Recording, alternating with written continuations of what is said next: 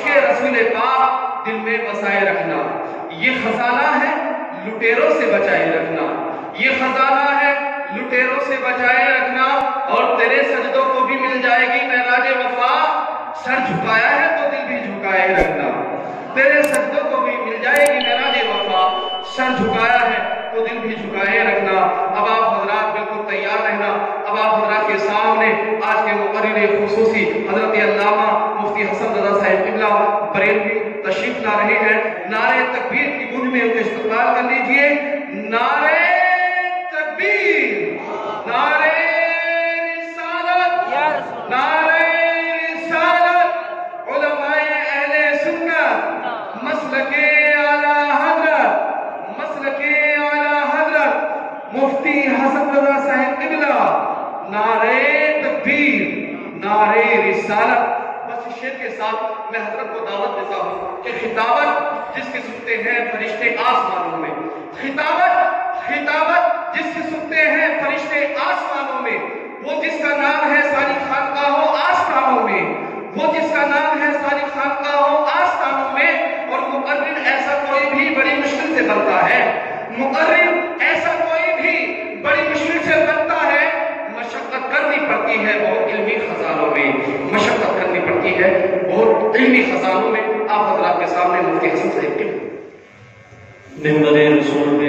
تشریف فرما علماء ذوی الاحترام، معزز سامعین کرام، السلام علیکم ورحمۃ اللہ وبرکاتہ۔ وعلیکم السلام ورحمۃ اللہ وبرکاتہ۔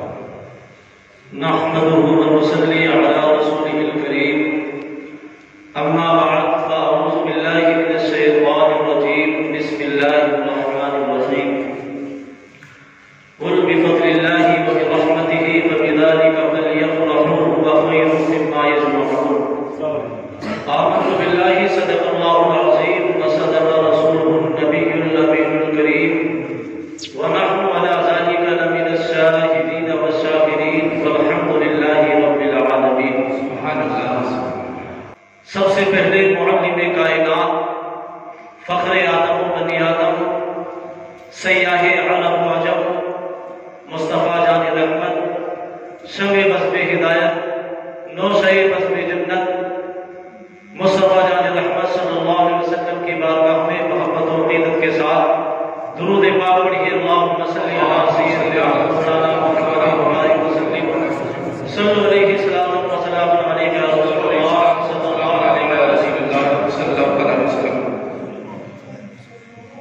اعلیٰ حضرت عظیم البرکت مجدد دین و ملت سیدنا شیخ امام احمد رضا خان فاضلی بریلوی رضی اللہ تعالیٰ عنہ فرماتے ہیں، حشر تک ڈالیں گے ہم پیدائش مولا کی دھوم، محبت کے ساتھ بولے سبحان اللہ۔ حشر تک ڈالیں گے ہم پیدائش مولا کی دھوم، مثل فارس نجد کے قلعے گراتے جائیں گے، خاک ہو جائیں عدو جل کر مگر ہم تو رضا، دم میں جب تک دم ہے ذکر ان کا سناتے جائیں گے۔ جس سہانی گھڑی چمکا طیبہ کا چاند، جس سہانی گھڑی چمکا طیبہ کا چاند، اس دل افروز ساعت پہ لاکھوں سلام، اس دل افروز ساعت پہ لاکھوں سلام۔ حضرات گرامی، آپ اور ہم میلاد مصطفیٰ صلی اللہ علیہ وسلم میں حاضر ہیں، اور یہ پروگرام عید میلاد النبی صلی اللہ علیہ وسلم کی نسبت سے منعقد ہوا، اور ماشاءاللہ آپ جانتے ہیں کہ جس محفل میں اللہ اس کے رسول کا ذکر ہوتا ہے، رحمت کے فرشتے اس محفل کو اپنے پروں سے ڈھانپ لیتے ہیں۔ اور ایک حدیث جو حضرت عبداللہ ابن عباس سے روایت ہے، مشکات شریف کی حدیث ہے کہ آقا کونین صلی اللہ علیہ وسلم نے ارشاد فرمایا، تدارس العلم ساعۃ من اللیل خیر من احیائها، یعنی علم دین کی محفل میں ایک لمحے کے لیے بیٹھنا، کتنی دیر کے لیے بیٹھنا؟ زور سے بولیں، ایک لمحے کے لیے بیٹھنا ساری رات نفلی عبادت کرنے سے بہتر ہے۔ تو ماشاءاللہ آپ لائق کے مبارکباد ہیں کہ آپ یہاں پر حاضر ہیں اور اللہ اور اس کے رسول کا ذکر سن رہے ہیں۔ ایک مرتبہ اور محبت سے بولے یا رسول اللہ۔ حضرات گرامی، ابھی میں نے قرآن کریم فرقان حمید کی ایک آیت شریفہ کی تلاوت کرنے کا شرف حاصل کیا۔ اللہ فرماتا ہے اے محبوب آپ لوگوں سے فرما دیجئے، آپ لوگوں سے اعلان کر دیجئے اے لوگوں اللہ کے فضل اور اس کی رحمت پر خوشیاں مناؤ۔ اب یہاں پر فضل اور رحمت سے مراد کیا ہے؟ تو فضل اور رحمت سے مراد نبی صلی اللہ تعالی علیہ وسلم کی ذات مبارکہ ہے۔ تو جب اللہ کے فضل اور اس کی رحمت پر خوشیاں منانے کا حکم دیا گیا، یہاں پر مراد نبی صلی اللہ علیہ وسلم کی ذات پاک ہے، لیکن اس سے عام فضل اور عام رحمت کو بھی مراد لے سکتے ہیں۔ اب یہاں پر آپ تقریب فہم کے لیے یہ سمجھ سکتے ہیں کہ زمین، آسمان، جنت، بھور و گلما، برق و شجر، یہ سب اللہ کی رحمت ہے۔ تو جب اللہ نے عام رحمت پر خوشی منانے کا حکم دیا ہے تو ہمارے آقا معلم کائنات، فخر آدم و بنی آدم، سیاح عرب و عجم، مصطفیٰ جان رحمت صلی اللہ تعالی علیہ وسلم تو اللہ کی رحمت عظیم ہے، نعمت عظمیٰ ہے۔ تو جب ہم عام رحمت پہ خوشی منا سکتے ہیں تو مصطفیٰ جان رحمت جو سب سے بڑی رحمت ہے، تو ہم ان کی پیدائش پہ خوشی کیوں نہ منائیں گے؟ بلکہ ہمارے نبی کی شان تو یہ ہے، اللہ نے قرآن میں فرمایا وَمَا أَرْسَلْنَاكَ إِلَّا رَحْمَةً لِّلْعَالَمِينَ، اے محبوب ہم نے آپ کو سارے جہانوں کے لیے رحمت بنا کر بھیجا ہے۔ اب نبی صرف مومنوں کے لیے رحمت نہیں ہے، بلکہ ساری کائنات کے اندر جتنے بھی لوگ موجود ہیں سرکار سب کے لیے رحمت ہے۔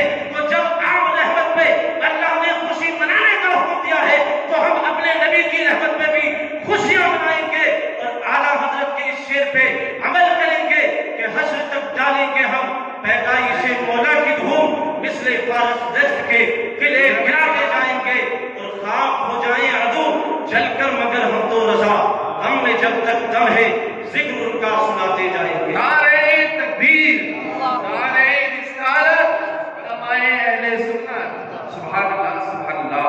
اور جشن عید میلاد النبی آج ہم لوگ سب سے بڑا تہوار کسے سمجھتے ہیں؟ عید الفطر کو سمجھتے ہیں۔ اس کی وجہ کیا ہے کہ نیا لباس بناتے ہیں، عزیز و اقارب گھر میں آتے ہیں، ماں و بہنیں جن کی شادی ہو چکی ہے وہ گھر پہ آتی ہیں، تو ہم لوگ یہ سمجھتے ہیں کہ یہ ہمارا سب سے بڑا تہوار ہے۔ لیکن حضرات گرامی، اگر تمام تہواروں کو، اگر تمام ایام کو ایک پلے میں رکھ دیا جائے اور دوسرے پلے میں نبی صلی اللہ علیہ وسلم کی ولادت مبارک کے دن کو رکھ دیا جائے تو قسم خدا کی آپ تفسیر کو پڑھ کے دیکھو، تفسیر کے اندر آتا ہے لیلۃ المولد افضل من لیلۃ القدر۔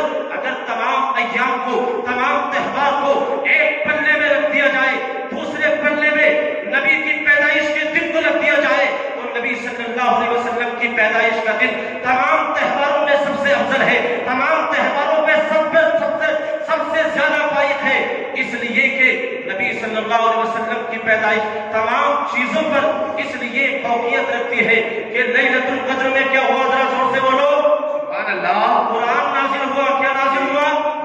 قرآن نازل ہوا۔ لیکن 12 ربیع الاول شریف کو قرآن نہیں بلکہ صاحب قرآن نازل ہوا ہے، اس لیے ربیع الاول شریف کا دن یہ تمام دنوں میں سب سے افضل والا دن ہے۔ اور سب سے افضل والا کیوں نہیں ہوگا؟ ہمارے امام اہل سنت اعلیٰ حضرت فرماتے ہیں سارے اچھوں میں اچھا سمجھیے جسے، سارے اچھوں میں اچھا سمجھیے جسے ہے اس اچھوں سے اچھا ہمارا نبی، سارے اونچوں میں اونچا سمجھیے جسے ہے اس اونچوں سے اونچا ہمارا نبی۔ آپ تاریخ کا مطالعہ کر کے دیکھیں، اس کائنات کے اندر کم و بیش 1,24,000 انبیاء کرام رسولان نظام تشریف لائے، لیکن سلسلہ منقطع ہوتا رہا۔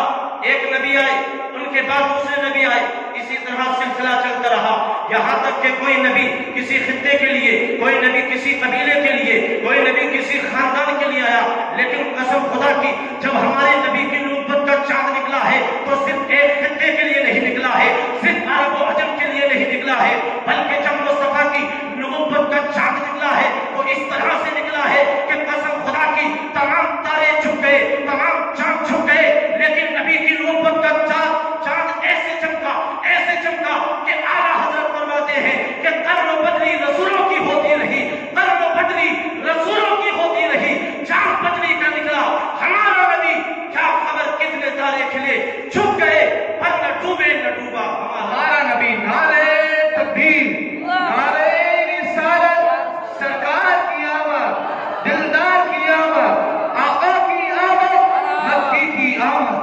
مدنی کی آمد، نعرہ تکبیر، نعرہ رسالت، مفتی حسن صاحب قبلہ، سبحان اللہ۔ بس سے بولے یا رسول اللہ۔ اب یہ بتائیے کہ ہمارے نبی کے بعد کوئی نبی آ سکتا ہے؟ زور سے بولے آ سکتا ہے؟ نہیں آ سکتا، نہیں آ سکتا۔ میرے آقا صلی اللہ علیہ وسلم فرماتے ہیں لا نبی کے بعدی انا خاتم الانبیاء، میرے بعد نہ تو کوئی نبی آ سکتا ہے، میں انبیاء میں سب سے آخر نبی ہوں۔ حالانکہ میرے نبی کی شان تو یہ ہے کہ نبی صلی اللہ علیہ وسلم فرماتے ہیں کہ میں اس وقت بھی نبی تھا کہ جب آدم علیہ السلام آب و گل کی منزلوں کو طے کر رہے تھے، لیکن نبی صلی اللہ علیہ وسلم نے 40 سال کے بعد اعلان نبوت کیا ہے۔ حضرات گرامی، نبی صلی اللہ علیہ وسلم کی شان کتنی بلند ہے، کتنی بلند ہے۔ آپ تاریخ کا مطالعہ کر کے دیکھو، میرے نبی صلی اللہ علیہ وسلم کی شان اتنی بلند ہے کہ جب نبی صلی اللہ علیہ وسلم پیدا ہوئے، ہم اپنے مکانوں پر جھنڈے لگاتے ہیں، لگاتے ہیں کہ نہیں لگاتے؟ زور سے بولو، لگاتے ہیں۔ تو یہ کس لیے لگاتے ہیں؟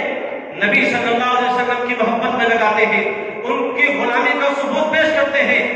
لیکن لگانے کی وجہ کیا ہے؟ اس کا ریزن کیا ہے؟ تو جب ہمارے نبی صلی اللہ علیہ وسلم پیدا ہوئے، حضرت آمنہ فرماتی ہیں کہ میری آنکھوں سے حجابات کو اٹھا دیا گیا، یہاں تک کہ میں نے شام کے محلات کو دیکھ لیا۔ اور حضرت آمنہ فرماتی ہیں کہ میں نے دیکھا ہے کہ حضرت جبریل کے ہاتھ میں 3 جھنڈے ہیں، فرقصوا علما علی ظہر الکعبہ وعلما بیت المقدس وعلما علی سطح داری۔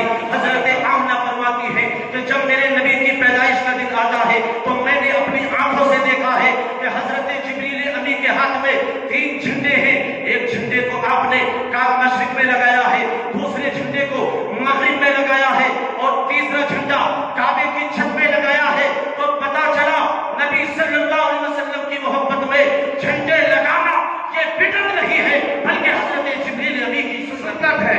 بے شک، سبحان اللہ، سبحان اللہ، بہت ماشاءاللہ۔ نبی صلی اللہ علیہ وسلم کی شان میں بیان کرتا رہوں گا، رات گزر جائے گی، وہ جیسے کتنے آئیں گے بیان کرتے رہیں گے، لیکن نبی صلی اللہ علیہ وسلم کی شان کو بیان نہیں کر سکتے۔ اعلیٰ حضرت فرماتے ہیں وہ خدا نے ہے مرتبہ تجھ کو دیا، نہ کسی کو ملے نہ کسی کو ملا، کہ کلام مجید نے کھائی شہا تیرے شہر و کلام و بقا کی قسم۔ نبی صلی اللہ علیہ وسلم کی شان کتنی بلند ہے کہ حدیث شریف کے اندر آتا ہے کہ جنتیوں کی 120 صفیں ہوں گی۔ کتنی صفیں ہوں گی؟ 120۔ زور سے بولو، کتنی صفیں ہوں گی؟ 120 صفیں ہوں گی، لیکن ان 120 صفوں میں 80 صفیں امت محمدیہ کی ہوں گی۔ سبحان اللہ۔ اب دنیا میں کتنے نبی تشریف لائے؟ کم و بیش 1,24,000 یا 2,24,000، لیکن 120 صفوں میں سے صرف 80 صفوں میں جو جنتیوں کی صف ہوگی اس میں امت محمدیہ صلی اللہ علیہ وسلم ہوگی۔ تو اپنی قسمت میں ناز کریں، یہ بڑی فیروز مندی کی بات ہے، سعادت مندی کی بات ہے کہ اللہ نے ہمیں اپنے حبیب صلی اللہ علیہ وسلم کی امت میں چنا۔ حضرت عیسیٰ نے دعا کی، بہت سے انبیاء نے دعا کی کہ اللہ ہمیں محمد عربی کی امت میں پیدا فرما دیتا۔ اس لیے اپنے نصیبے پر ناز کرو، اور نبی صلی اللہ علیہ وسلم کی محبت میں کل جلوس نکلے گا۔ ہر ایک فرد کو، چاہے ضعیف ہو، بچے ہو، جوان ہو، کاروبار سے کوئی متعلق ہو، اپنے تمام کاروبار کو بند کر دو۔ اگر ایک دن آپ اپنے کاروبار کو بند کر دیں گے تو کتنی سعادت مندی کی بات ہوگی، ورنہ ایک دن کوئی جلوس میں شامل نہ ہو، اپنے کاروبار سے منسلک رہے، کاروبار میں مشغول رہے تو کتنا کما سکتا ہے۔ اس لیے نبی صلی اللہ علیہ وسلم کی محبت میں کل جب جلوس نکلے گا، پورے عالم اسلام سے جلوس نکلے گا، تو آپ حضرات جلوس میں درود شریف پڑھیں، درود و سلام پڑھیں۔ اور یاد رکھنا، آج لوگ کہہ دیتے ہیں کہ جلوس نکالنا یہ جائز نہیں ہے۔ نبی صلی اللہ علیہ وسلم کے دور میں جلوس نہیں نکلا، صحابہ کے دور میں جلوس نہیں نکلا۔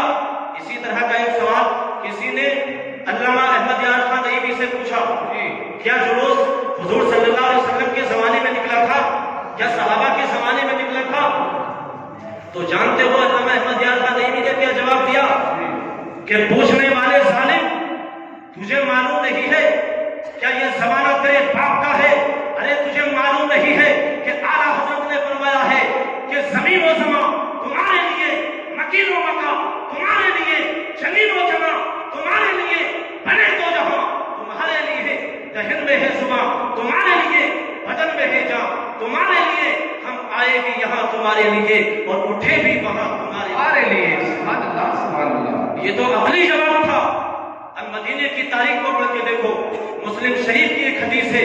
آج لوگ بڑی آسانی سے کہہ دیتے ہیں کہ جلوس صحابہ کے دور میں نہیں نکلا، جلوس یہ کسی تابعین کے دور میں نہیں نکلا، یہ بدعت ہے۔ اور حدیث پاک پڑھ کے دیکھتے ہیں، مسلم شریف کی حدیث ہے، فَصَعِدَ الرِّجَالُ وَالنِّسَاءُ فَوْقَ الْبُيُوتِ تَفَرَّقَ الْغِلْمَانُ وَالْخَدَمُ فِي الطُّرُقِ وَيُنَادَوْنَ يَا مُحَمَّدْ يَا رَسُولَ اللَّهِ۔ جب نبی صلی اللہ علیہ وسلم نے مکے سے ہجرت کی، کہاں سے ہجرت کی؟ زور سے بولو، کہاں سے؟ ذہن کو حاضر رکھیں، کہاں سے ہجرت کی؟ مکے سے۔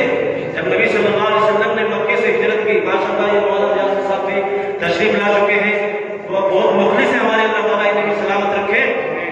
جب مکے سے ہجرت کی تو جانتے ہو حدیث شریف کے اندر آتا ہے کہ جب مکے سے سرکار نے مدینے کی طرف ہجرت کی تو مرد، عورتیں، بچے، بچیاں مکانوں کی چھت پر چڑھ گئے اور محبت سے پکارتے تھے، یا محمد یا رسول اللہ۔ کہیں سے آواز آتی تھی، تلعبت علینا من ثنیۃ الوداع وجب الشکر علینا ما دعا للہ داعی۔ آج ہم جلوس نکالتے ہیں تو یہ بتائیے جلوس میں کیا کوئی گانا گاتا ہے؟ جلوس میں کیا کوئی خلاف شرع کام کرتا ہے؟ یاد رکھو، اگر کوئی جلوس میں خلاف شرع کام کرتا ہے، ڈیزے بجاتا ہے، میوزک بجاتا ہے، تو بجانے والے کا تو قصور ہو سکتا ہے، لیکن جلوس بنفسہ ہی کبھی غلط نہیں ہو سکتا۔ بے شک جلوس میں کیا ہوتا ہے؟ نعت رسول پڑھی جاتی ہے، درود و سلام پڑھا جاتا ہے۔ اس لیے جب جلوس نکالو تو اپنی آنکھوں کو نیچے کر لے اور محبت کے ساتھ جلوس میں شامل ہو۔ اور یہ اتنا عظیم دن ہے، اتنا عظیم دن ہے کہ اللہ اکبر، حضرت عبد المطلب آپ کا ذہن میں تاریخ کے ان اوراق کی طرف لے چلو کہ جب نبی صلی اللہ علیہ وسلم حضرت عبد المطلب کعبہ شریف کا طواف کر رہے تھے، کس رات؟ اس رات کہ جس رات نبی صلی اللہ علیہ وسلم کی ولادت کی رات تھی۔ کیا دیکھا کہ کعبہ حضرت آمنہ کے گھر کی طرف جھک گیا۔ حضرت عبد المطلب کو تعجب ہوا کہ اس سے پہلے تو کبھی ایسا ماجرا نہیں تھا، آج اچانک کیا ہوا کہ کعبہ حضرت آمنہ کے گھر کی طرف جھک رہا ہے۔ حضرت عبد المطلب خوشی خوشی حضرت آمنہ کے گھر کی طرف جاتے ہیں، لیکن جیسے ہی آمنہ کے گھر کی طرف جاتے ہیں، فَخَرَجَ رَجُلٌ وَمَعَهُ السَّيْفُ، ایک آدمی نکلا، اس کے پاس تلوار تھی، اور کہا، اے عبد المطلب، تم گھر کے اندر اس وقت تک داخل نہیں ہو سکتے ہو جب تک 70,000 فرشتے مصطفیٰ جان رحمت کا دیدار نہیں کر لیتے۔ سبحان اللہ سبحان اللہ۔ ارے فرشتے تو نبی صلی اللہ علیہ وسلم کی پیدائش پہ خوشی منائے، عبد المطلب خوشی منائے، اور ابرہا کا وہ ہاتھی جو کعبے کو ڈھانے آیا تھا، جس کا نام محمود تھا، جب ابرہا اسے کعبے کی طرف لے کے جاتا تھا کہ اے ہاتھی تو کعبے کو گرا دے، منہدم کر دے، ختم کر دے، تو تاریخ کے اندر آتا ہے وہ ہاتھی کعبے کی طرف نہیں جاتا تھا بلکہ پیچھے کو پلٹ جاتا تھا۔ اب جانتے ہو کیوں پلٹتا تھا؟ اس لیے پلٹتا تھا کہ اس ہاتھی کا نام محمود تھا۔ اس نے جب حضرت عبد المطلب کو دیکھا تو عبد المطلب کی پیشانی میں نبی صلی اللہ علیہ وسلم کا نور چمک رہا تھا۔ جب اس ہاتھی نے دیکھا کہ ان کی پیشانی میں نبی صلی اللہ علیہ وسلم کا نور ہے، خرّ ساجداً، سجدے میں گر گیا، اور گرنے کے بعد کہا، اے عبد المطلب، میرا سلام اس نور کو ہے جو تیری پشت میں چمک رہا ہے۔ سبحان اللہ سبحان اللہ۔ ایک جانور نبی صلی اللہ علیہ وسلم کو سلام بھیج سکتا ہے، لیکن ایک انسان جو عقل بھی رکھتا ہے، ہاتھ و پیر بھی رکھتا ہے، نبی صلی اللہ علیہ وسلم پر سلام بھیجنے کو کیا کہتا ہے؟ بدعت کہتا ہے۔ تو پتا چلا جو نبی صلی اللہ علیہ وسلم پر سلام بھیجنے کو بدعت کہتے ہیں، ان کے عقیدے باطل ہیں، ان سے دوری اختیار کی جائے۔ اعلیٰ حضرت فرماتے ہیں، دشمن احمد پہ شدت کیجئے، ملحدوں سے کیا محبت کیجئے، خیز میں چل جائیں بے دینوں کے دل، یا رسول اللہ کی کثرت کیجئے۔ جس کے اندر ذرہ برابر بھی گستاخی کا کوئی پہلو پایا جاتا ہے، اس سے تعلق منقطع کرنا ضروری ہے۔ تعلقات، اب چاہے وہ باپ ہو، بھائی ہو، خاندان ہو، عزیز و اقارب میں سے کوئی بھی ہو، اگر نبی صلی اللہ علیہ وسلم سے بغاوت کرتا ہے تو اس سے تعلقات رکھ سکتے نہیں رکھ سکتے؟ بتاؤ، نہیں رکھ سکتے۔ حضرت علامہ محمود آلوسی فرماتے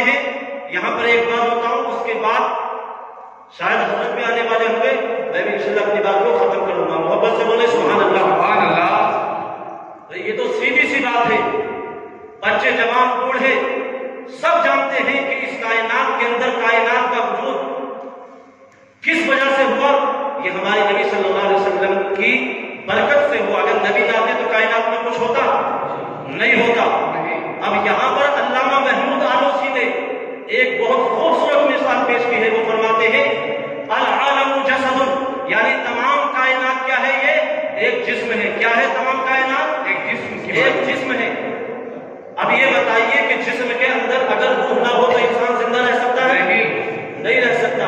ارے سیدھی بات ہے، جب جسم کے اندر روح ہی نہیں تو جسم کیا ہے؟ مردہ ہے. اب حضرت علامہ محمود آلوسی فرماتے ہیں العالم جسد، یہ تمام کائنات یہ کیا ہے؟ ایک جسم کے مانند ہے. اور اس جسم کی جان کون ہے؟ محمد عربی صلی اللہ علیہ وسلم. کون ہے؟ ذرا زور سے بولو. محمد صلی اللہ علیہ وسلم. تو جب اعلیٰ حضرت امام اہل سنت کی نظر اس پہ پڑی تو اعلیٰ حضرت فرماتے ہیں کہ یہ بات تو درست ہے، صحیح ہے، اسے تسلیم کیا جائے کہ تمام عالم جسم ہے اور اس جسم کی جان محمد عربی صلی اللہ علیہ وسلم ہے. لیکن کوئی اپنے ذہن میں یہ خیال مت کر لینا کہ سرکار صلی اللہ علیہ وسلم صرف کائنات کی روح ہے، بلکہ سرکار جس طرح سے کائنات کی روح ہے اسی طرح حضور ایمان کی بھی جان ہے، ایمان کی بھی شان ہے. اعلیٰ حضرت فرماتے ہیں اللہ کی سرتابہ قدم شان ہے یہ انسان ہی انسان، وہ انسان ہے یہ. قرآن تو ایمان بتاتا ہے انہیں، ایمان یہ کہتا ہے میری جان ہے. نبی صلی اللہ علیہ وسلم کائنات کی بھی جان ہے اور ایمان کی بھی جان ہے. زور سے بولو، ایمان کی جان ہے کہ نہیں؟ بے شک بے شک. بخاری شریف جلد اول کی حدیث ہے. ہمارے عزیز حضرت مولانا اکرم صاحب ماشاءاللہ ہمارے بہت قریبی ہیں. مفتی محمد جان صاحب یہ بھی ماشاءاللہ ہمارے بہت قریبی ہیں. مولانا اکرم صاحب ہے، مولانا غلام مصطفیٰ صاحب ماشاءاللہ نجیب آباد میں تقریباً 4-5 سال ہم لوگ ساتھ پڑھے. اور ماشاءاللہ یہ ڈھکیا والوں کے لیے بھی بڑی سعادت مندی کی بات ہے کہ ماشاءاللہ یہاں پر اتنے بڑے بڑے عالم دین ہیں، لیکن سادگی دیکھو ماشاءاللہ مفتی محمد جان صاحب بہت سادگی سے رہتے ہیں لیکن ماشاءاللہ بہت قابل ہیں. اللہ تعالیٰ ان کے درجات کو بلند عطا فرمائے. اللہ تعالیٰ دونوں جہاں میں انہیں بھلائی عطا فرمائے. محبت سے بولے سبحان اللہ اور بلند آواز سے بولے یا رسول اللہ. تو میں بتا رہا تھا کہ نبی صلی اللہ علیہ وسلم کائنات کی بھی جان ہے اور ایمان کی بھی جان ہے. اب بخاری شریف کی پہلی بخاری شریف جلد اول کی حدیث آقا کونین فرماتے ہیں، مشہور حدیث ہے لا یؤمن احدکم حتی اکون احب الیہ من والدہ وولدہ والناس اجمعین. سرکار فرماتے ہیں کہ تم میں سے کوئی بھی اس وقت تک مومن کامل نہیں ہو سکتا جب تک کہ میں اس کے نزدیک اس کے باپ، اس کی اولاد اور تمام لوگوں سے زیادہ محبوب نہ ہو جاؤں. سمجھے؟ رسول صلی اللہ علیہ وسلم سے محبت نہیں کرتا ہے، پوری زندگی سجدے میں پڑا رہے، کعبے کا طواف کرتا رہے، زکات دیتا رہے، اگر نبی سے محبت نہیں کرتا ہے تو تمام عبادتوں کو چہرے پر مار دیا جائے گا. اس لیے نبی صلی اللہ علیہ وسلم سے محبت کرو. اور نبی صلی اللہ علیہ وسلم کی شان کتنی بلند ہے جانتے ہو کہ جس زمین پر سرکار صلی اللہ علیہ وسلم کے قدم مبارک پڑے ہیں اللہ نے اس زمین کی قسم یاد فرمائی. کیا فرمائی؟ جس زمین پہ سرکار صلی اللہ علیہ وسلم کے قدم پڑے اللہ نے اس زمین کی قسم یاد فرمائی. اب یہ بات میں اپنی طرف سے نہیں کہہ رہا ہوں بلکہ قرآن کہتا ہے لا اقسم بہذا البلد وانت حل بہذا البلد. اے محبوب مجھے اس شہر کی قسم. تو اس شہر سے مراد کون سا شہر ہے؟ شہر مکہ ہے. اب اللہ نے مکے کی قسم کیوں یاد فرمائی؟ اس لیے یاد فرمائی کہ مکے میں میرے مصطفیٰ صلی اللہ علیہ وسلم کی پیدائش ہوئی، اس لیے اللہ نے مکے کی قسم یاد فرمائی. اب کوئی نادان کہہ سکتا ہے کہ اللہ نے جو مکے کی قسم یاد فرمائی ہے وہ اس بنیاد پر یاد فرمائی ہے کہ مکے میں کیا ہے؟ کعبہ ہے. ارے مکہ تو کعبے کی وجہ سے عظمتوں کا حامل ہے. اللہ نے جو قسم یاد فرمائی ہے کوئی نادان کہہ سکتا ہے اس وجہ سے یاد فرمائی ہے کہ مکے میں کعبہ ہے، مزدلفہ ہے، صفا و مروہ ہے، مقام ابراہیم ہے. تو میں کہوں گا نادان یہ تیری عقل کا قصور ہے.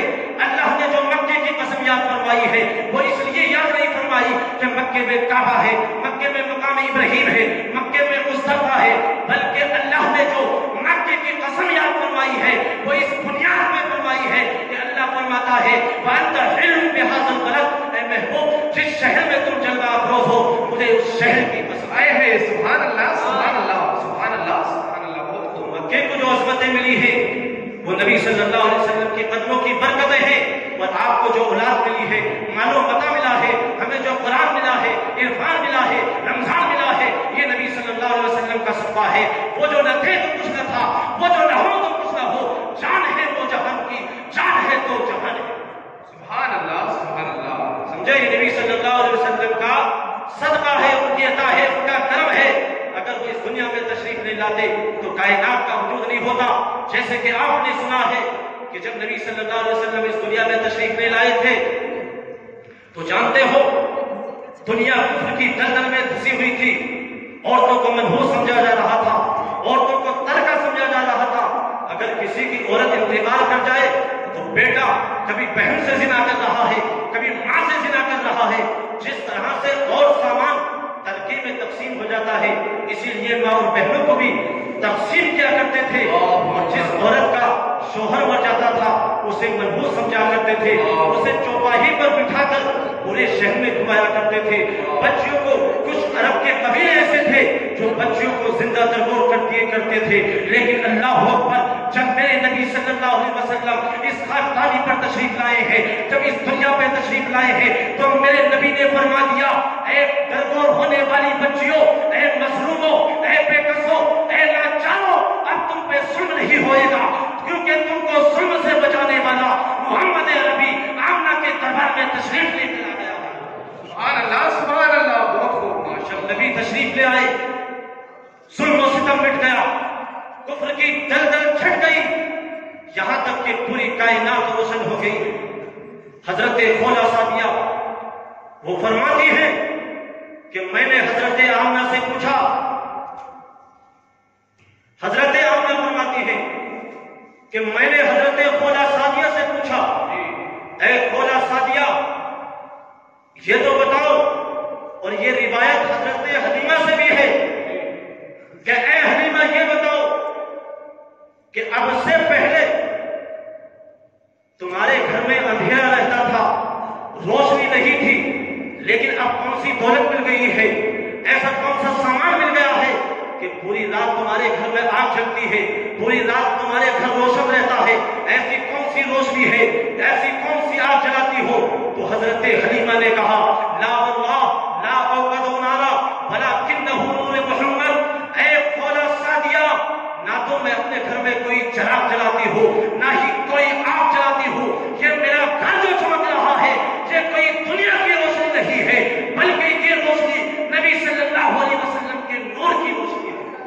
سبحان اللہ سبحان اللہ۔ یعنی کوئی چراغ نہیں ہے، لا اوقد نارا نہ تو کوئی آگ جلاتی ہوں، ولکنہ نور محمد، یہ نبی صلی اللہ علیہ وسلم کا نور ہے، جس نور کی برکت سے میرا گھر بھی چمک رہا ہے اور ساری کائنات بھی چمک رہی ہے۔ سبحان اللہ سبحان اللہ۔ اعلیٰ حضرت فرماتے ہیں صبح طیبہ میں ہوئی، بڑھتا ہے بالا نور کا، صدقہ لینے نور کا، آیا ہے تارا نور کا، اور چاند جھک جاتا جدھر انگلی اٹھاتے مہد میں، کیا ہی چلتا تھا اشاروں پر کھلونا نعرہ تکبیر، نعرہ رسالت، علماء اہل سنت، مسلک اعلیٰ حضرت، سرکار کی آمد، سرکار کی آمد، آقا کی آمد، دلدار کی آمد، یاسی کی آمد، طٰہٰ کی آمد، مکی کی آمد، مدنی کی آمد، نعرہ تکبیر، نعرہ رسالت۔ محبت سے بولے یا رسول اللہ۔ اب ہمارے بچے ہوتے ہیں آج یا آپ کے بچے ہوتے ہیں تو ان کا کھلونا کیسے ہوتا ہے، لیکن نبی صلی اللہ علیہ وسلم کی شان اسی سے لگا سکتے ہیں کہ بچپنے کا عالم ہے اور آپ پالنے میں ہیں، مہد میں ہیں، انگلی جس طرف جا رہی ہے، جس سمت جا رہی ہے چاند ادھر ہی جا رہا ہے۔ یہ نبی صلی اللہ علیہ وسلم کا اعجاز ہے، ان کا کمال ہے۔ دنیا میں 1,24,000 یا 2,24,000 نبی انبیاء رسول تشریف تو لائے، لیکن کوئی ایک معجزہ لے کر آیا، کوئی 2 معجزے لے کر آئے، کوئی 3 معجزے لے کر آئے، لیکن ہمارے نبی صلی اللہ علیہ وسلم کی ذات اتنی بلند ہے کہ آپ ایک معجزہ نہیں بلکہ سبحان اللہ سبحان اللہ. یہ نبی صلی اللہ علیہ وسلم کی شان ہے اور شان اتنی بلند ہے کہ قرآن پڑھ کے دیکھو پہلا پارا ہے وَإِذْ قُلْنَا لِلْمَلَائِكَةِ اسْجُدُوا لِآدَمَ فَسَجَدُوا إِلَّا إِبْلِيسَ. اللہ فرماتا ہے جب ہم نے فرشتوں سے کہا اے فرشتوں آدم کو سجدہ کرو. کیا کہا؟ آدم کو سجدہ کرو. زور سے بولو. کیا کہا؟ آدم کو سجدہ کرو. فسجدوا سب نے سجدہ کر لیا الا ابلیس. شیطان نے کیا کر دیا؟ انکار کر دیا. ابا واستكبر وكان من الكافرين. تکبر کیا ہو گیا؟ کافروں میں سے ہو گیا. اب یہاں پہ آیت کا ظاہر یہ بتا رہا ہے کہ اللہ نے فرمایا اے فرشتوں آدم کو سجدہ کرو، لیکن بظاہر لگ رہا ہے کہ سجدہ کسے ہو رہا ہے؟ آدم کو. لیکن آپ تفسیر کو پڑھ کر دیکھو بظاہر سجدہ آدم کو ہے، لیکن در حقیقت یہ سجدہ آدم کو نہیں ہے بلکہ یہ سجدہ نبی کے اس نور کو ہے جو آدم کی پیشانی کے اندر چمک رہا ہے. جب یہ نور آدم کی پیشانی میں چمکا ہے تو اس نور کی بلندی کو ظاہر کرنے کے لیے رب نے فرشتوں سے فرمایا اے فرشتوں آدم کو سجدہ کرو. تو پتا چلا سجدہ یہ آدم کو نہیں تھا بلکہ سجدہ نبی صلی اللہ علیہ وسلم کے نور کو تھا. سبحان اللہ سبحان اللہ.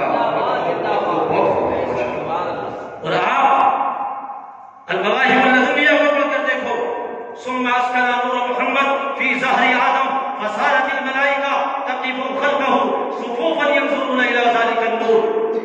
یعنی حضرت آدم علیہ السلام کی پشت انور میں نبی صلی اللہ علیہ وسلم کا نور پاک چمک رہا تھا. کیا ہو رہا تھا؟ زور سے بولو. نور چمک رہا تھا. چمک رہا تھا. میں اپنی تقریر کے آخری مرحلے میں ہوں. جی محبت سے بولے یا رسول اللہ. یا رسول اللہ. نور محمدی کہاں چمک رہا تھا؟ حضرت آدم کی پشت انور میں. تو حضرت آدم نے دیکھا کہ فرشتوں کی جماعت فصارت الملائکہ تقف خلفا صفوفا ينظرون الى ذلك النور کہ فرشتوں کی جماعت حضرت آدم کے پیچھے پیچھے چل رہی تھی. حضرت آدم نے عرض کیا مولا اس سے پہلے تو میں نے کبھی نہیں دیکھا کہ فرشتے میرے پیچھے چلتے ہو. آخر ماجرا کیا ہے؟ معاملہ کیا ہے؟ معاملہ کیا ہے کہ فرشتے میرے پیچھے چل رہے ہیں؟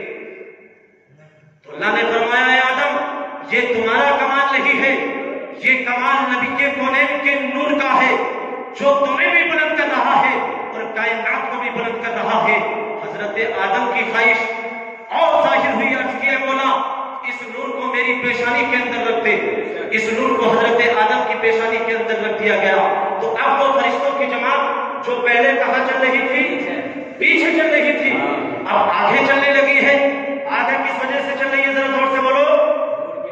نور محمدی کی وجہ سے. کیونکہ پہلے نبی کا نور کہاں تھا؟ پشت انور میں تھا. اب پیشانی میں آ گیا تو فرشتے پیچھے سے ہٹ کر کہاں آ گئے؟ آگے کی جانب آ گئے. حضرت آدم نے خواہش کی مولا اس نور کو کسی ایسی جگہ میں منتقل کر دے، ایسی جگہ میں رکھ دے کہ اس نور کی میں بھی تو زیارت کر لوں. جب فرشتے زیارت کر رہے ہیں تو کتنا مبارک نور ہوگا، کتنا بلند نور ہوگا. اے اللہ اس نور کو میرے کسی ایسی جگہ منتقل کر دے کہ اس نور کی میں زیارت کر لوں. اللہ اکبر. اس نور محمدی کو حضرت آدم کے انگوٹھے کی طرف انگوٹھے میں منتقل کر دیا گیا. جب یہ نور محمدی حضرت آدم کے انگوٹھے کی طرف منتقل ہوا فقبل آدم ومسح ابہامین، یعنی جب حضرت آدم نے اپنے انگوٹھے کے اندر نور محمدی کو دیکھا تو قسم خدا کی نور محمدی کو دیکھنے کے بعد حضرت آدم نے اپنے انگوٹھوں کو چوما اور آنکھوں سے لگا لیا. دنیا کے باطلوں کو بتا دیا اور دنیا کے باطلوں کان کھول کے سن لو، نبی کی محبت میں انگوٹھے چومنا یہ کوئی بدعت نہیں ہے بلکہ ہمارے باپ حضرت آدم کی سنت ہے. سبحان اللہ سبحان اللہ. آج لوگ کہہ دیتے ہیں کہ انگوٹھے چومنا بدعت ہے، تو آپ حضرات کیا جواب دو گے؟ زور سے بولو. انگوٹھے چومنا یہ بدعت نہیں ہے بلکہ کس کی سنت ہے؟ حضرت آدم کی سنت ہے. اور اللہ اکبر، یہ وہ نور ہے کہ جس نے آدم کو بھی بلند کیا ہے. یہ وہ نور ہے جس نے شیش کو بھی چمکایا ہے، جس نے یعقوب کو بھی چمکایا ہے، جس نے یوسف کو بھی چمکایا ہے، جس نے حضرت حضرت موسیٰ کو بھی چمکایا ہے، بلکہ اعلیٰ حضرت فرماتے ہیں یا رسول اللہ چمک تجھ سے پاتے ہیں سب پانے والے، میرا دل بھی چمکا دے، چمکانے والے برستا نہیں دیکھتے، ابر رحمت بدوں پر بھی برسا دے، برسانے والے تو زندہ ہے واللہ، تو زندہ ہے واللہ، میری چشم عالم سے چھپ جانے والا۔ سبحان اللہ سبحان اللہ، نعرے تکبیر، نعرے رسالت، نعرے رسالت، سرکار کی آمد، جشن میلاد النبی، سبحان اللہ سبحان اللہ۔ نبی صلی اللہ علیہ وسلم کی محبت میں آپ حاضر ہوئے ہیں اور نبی سے محبت کرو، یہی اصل کامیابی ہے، اسی میں کامیابی کے راز چھپے ہوئے ہیں۔ نبی سے محبت کرو اور ایسی محبت کرو جو امام اہل سنت اعلیٰ حضرت نے محبت کی ہے۔ عرض کرتے ہیں یا رسول اللہ الروح فداکا فزدہر کا یکشور دیگر برزن اس کا، میرا تن من دہن سب پھونک دیا کہ جان بھی پیارے چلا جا۔ سبحان اللہ سبحان عرض اللہ۔ کرتے ہیں یا رسول اللہ میری جان آپ پر قربان، یا رسول اللہ اپنے عشق کی، اپنی محبت کی ایک چنگاری اور عطا فرما دو تاکہ میں آپ کے عشق میں فنا ہو جاؤں، اور فنا ہونے کے بعد فنا فی اللہ اور فنا فی رسول کے مرتبے پر فائز ہو جاؤں۔ سبحان اللہ سبحان اللہ۔ دنیا نے دیکھا بھی کہ اعلیٰ حضرت نے جب نبی سے محبت کی ہے تو قسم خدا کی کوئی سا بھی ملک ہو دنیا کا، ہالینڈ، انگلینڈ، سرینام، امریکہ، جرمن، برطانیہ، کوئی بھی دنیا کا خطہ ہو، پوری دنیا اعلیٰ حضرت سے محبت کرتی ہے، پوری دنیا اعلیٰ حضرت سے محبت کے گلدستے پیش کر رہی ہے۔ اس کی وجہ کیا ہے؟ کیا یہ وجہ ہے کہ اعلیٰ حضرت پٹھان تھے، اعلیٰ حضرت بریلی کے رہنے والے تھے، اعلیٰ حضرت عالم ربانی تھے؟ نہیں، اعلیٰ حضرت نے تبلیغ دین تو کیا ہے، اس کے علاوہ اعلیٰ حضرت کو جو شہرت ملی ہے، جو مقبولیت ملی ہے، وہ اس کے رسول میں ہے۔ آج پوری دنیا کے اندر کوئی سا بھی خطہ ہو، پوری دنیا نبی صلی اللہ علیہ وسلم کی محبت میں اس طرح سرشار ہے کیونکہ اعلیٰ حضرت نے پوری دنیا کو نبی صلی اللہ علیہ وسلم کی محبت کا چاک پلایا ہے۔ یہاں پر میں ایک بات آپ حضرات کے ذہن نشی کر دوں، آپ یہ بتائیے کہ اگر میں آپ کی جان بچاؤں تو میں آپ کا محسن ہوں گا کہ نہیں ہوں گا؟ آپ مجھے مانیں گے نہیں مانیں گے کہ میں نے آپ پر احسان کیا؟ اگر میں آپ کا مال بچاؤں یا میں آپ کا فری میں علاج کرا دوں، آپ کی ہیلپ کروں، مدد کروں، تو آپ مجھے اپنا کرم فرما مانیں گے، اپنا محسن مانیں گے۔ لیکن یہ بتاؤ کہ جو مال بچائے، جو جان بچائے اور جو ایمان بچائے، ان میں سب سے افضل کون ہے؟ ایمان بچائے یا جو ایمان بچائے؟